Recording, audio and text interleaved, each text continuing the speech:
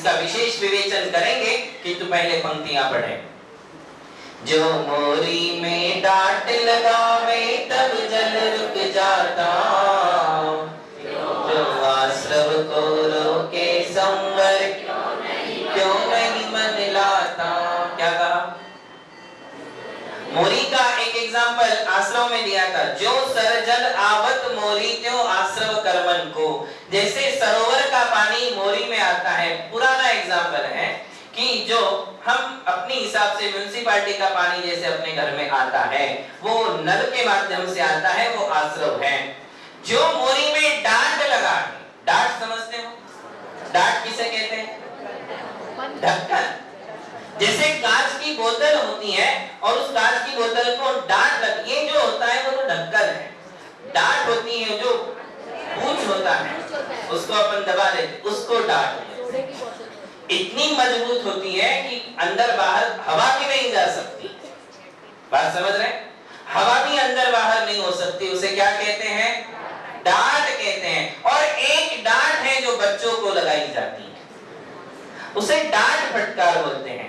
डांट की दोनों अर्थ संवर भावना के पूरक हैं। जैसे कांच की बोतल को डांट लगा दो तो हवा भी अंदर प्रवेश नहीं कर सकती है, और जैसे बच्चे को डांट लगाओगे तो बच्चों के जीवन में बुराइयां प्रवेश नहीं कर सकती। जो बाबा बच्चों को डांट नहीं लगाते हैं, समय समय पर डांट भी तो लगाना चाहिए, समय समय पर फटकारना भी चाहिए, समय समय पर एक गाल पे चाटा भी लगाना चाहिए। ये आपका अधिकार है, अधिकारों का दुरुपयोग मत करो, किंतु उसका सदुपयोग तो कर सकते हो। आप ही अपने बच्चों को बिगाड़ रहे हो। आज की जनरेशन, आज की थिंकिंग बदल चुकी है। कहते हैं कि बच्चे को डांटना नहीं, बच्चे को मारना नहीं, बच्चे को आंख नहीं दिखाना। और तुम आंख नहीं दिखाओगे, वो तुम्हें आंख दिखाएगा एक दिन।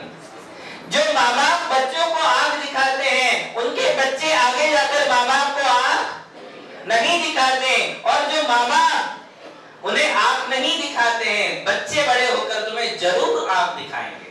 तुम नहीं फटकारोगे, वो तुम्हें फटकारेंगे। तुम नहीं डांट लगाओगे, वो तुम्हें डांट लगाएंगे। बात समझ में आ रही? बचपन में देखिए ये जो कहा है, लालयेत पंचवर्षाणि दशवर्षाणि तु ताड़येत प्राप्तेतु एकादश वर्षे मित्रवत् समाचरेत। ऐसी नीति वाक्य है कि बच्चों को 5 साल का है तब तक लालन करना चाहिए, और जब 10 साल तक का होता है तब तक उसका ताड़न नहीं करना चाहिए। बीज यदि जमीन में बोए हैं तो उस बीज को जैसे ही थोड़े अंकुरित होते हैं तो धूप की भी आवश्यकता पड़ती है। केवल पानी और खाद दोगे तो वो सड़ जाएगा, और समय समय पर उसको धूप मिलेगी, कड़ी धूप मिलेगी। कड़ी धूप के कारण ही वो बड़ा होता है, उस कड़ी धूप के कारण ही वो आगे मीठे फल देता है। ये बात समझ लेना। यदि धूप नहीं मिलेगी तो वो सड़ जाएगा। ऐसे ही यदि बच्चों को तुम लालन के साथ ताड़न नहीं करोगे, कम से कम कितने साल का होने तक? 10 साल का होने तक लालन के साथ ताड़न भी करो। और यदि ताड़न करोगे तो वो जो डर तुम्हारा उसके मन में है, वो जो आदर और रिस्पेक्ट जो उसके मन में भर गया है, वो अब जीवन भर काम करेगा। इसलिए डांट लगावे, डांट लगाइए। वास्तव में यदि तुम समय समय पर डांट लगाते रहोगे तो बच्चा तुम्हारा बुराइयों से डांट लगाने के अनेक तरीके हैं, केवल हाथ ही उठाना पड़ता है ऐसा जरूरी नहीं है। कई बच्चे ऐसे हैं कि मम्मी ने सिर्फ देख लिया, आंख दिखा दी तो बराबर शांत हो जाते हैं, क्योंकि तुमने ऐसा डर उनमें भर दिया है। और नहीं तो तुम पीटते जाओ, वो काम करते रहेंगे अपना। मम्मी को तो आदत ही है, बोलने की आदत है, बोलो मत। डर उसके मन में पैदा करो बचपन में। बड़े होने के बाद तो तुमको डरने वाले भी नहीं है, वो तुमको डराने वाले हैं। किंतु उसके मन में यदि तुमने श्रद्धा के, समर्पण के, आदर के बीज लालन पालन और ताड़न के द्वारा बोए हैं तो वे बीज आगे जाकर के तुम्हारे लिए अच्छे फल देंगे, और वो जीवन भर तुम्हारी सेवा, तुम्हारी शुश्रूषा और तुम्हारा आदर करते रहेंगे। इसलिए डांट लगावे। यहाँ कह रहे कि जो मोरी में डांट लगावे तब जल रुक जाता। नल को डांट होती है, वो स्विच ऑफ कर दोगे तो पानी आना बंद। पानी आया है, ध्यान रखिए, पानी जो है वहां तक रुका हुआ है, तुम जैसे ही ऑन करोगे पानी नीचे गिरेगा। तुमने डांट लगा के रखी है इसलिए वो आ नहीं रहा है। बस इसी प्रकार से त्यो आश्रव को रोके संवर क्यों नहीं मन लाता। बस इसी प्रकार से संवर क्या काम कर रहा है, आश्रव को रोकने का काम कर रहा है। संवर के कारणों को अपनाओगे तो आश्रव अपने आप रुक जाएगा। किंतु इधर से तुमने जो है यदि ऐसा काम किया कि आश्रव भी चालू है और संवर के कारण भी नहीं अपनाए हैं और फिर भी तुम तपस्या करते हो, देखिए तपस्या करने वालों के लिए तो फिर क्या हाल होगा, कोई फायदा होने वाला नहीं। संवर एक बीच का सेतु है जो हमारे लिए तपस्या तक पहुंचाने का काम करता है। बिना संवर के निर्जरा नहीं हो सकती है, होगी तो वो मोक्ष का कारण नहीं बनेगी, वो संसार सुखों का कारण बनेगी।